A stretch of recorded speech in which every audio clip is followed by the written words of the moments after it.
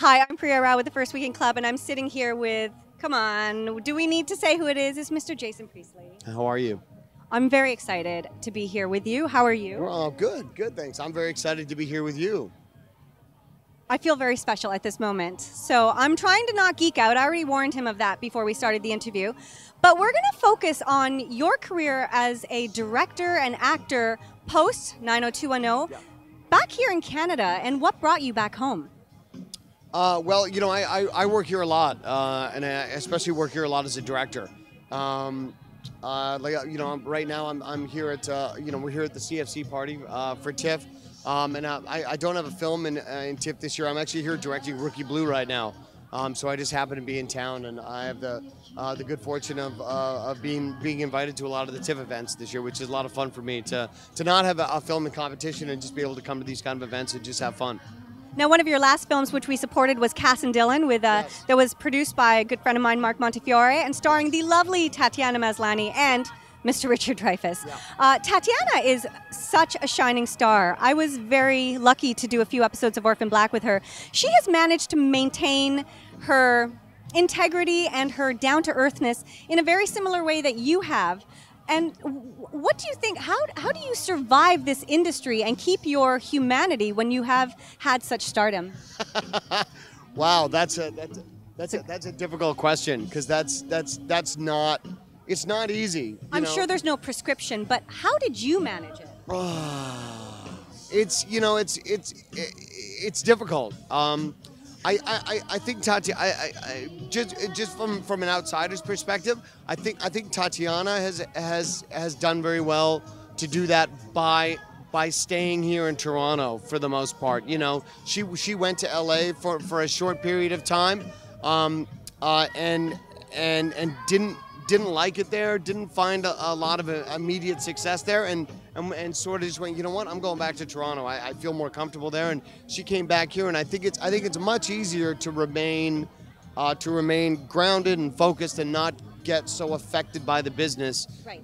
If you stay here in Canada, and nowadays you can attain all the levels of success that you want, and stay here in Canada. You know, back in the 80s, when I went to Los Angeles, you know, you really had to go there back then. But now, you know, with the advent, you know, with the rise of the internet and the fact that everybody self-tapes for every audition now, and most directors don't want to see you in the room; they want to just watch you on their computer. You really don't have to. You don't need to move to Los Angeles. You don't need to move to New York. And there are so many great acting programs and acting schools and theater programs here in Vancouver, in Toronto, and in Montreal. You know, you don't need to go to New York and LA the way you used to. When I got out of school, and when I was looking for a theater school, and when I was chasing it, it was a different time. And now, you know, I feel like you know, actors have it much different than I had it.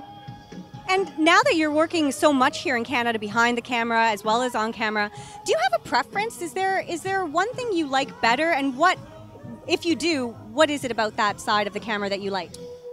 Well, you know, they're very different. They're very different jobs in front of it, behind the camera. You know, when you work as a director, your focus is very broad, and everything is your problem, and everything is your responsibility.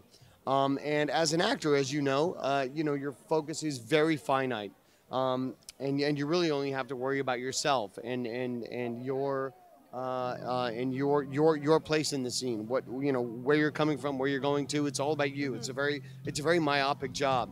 So you know, the two jobs are incredibly different in that way.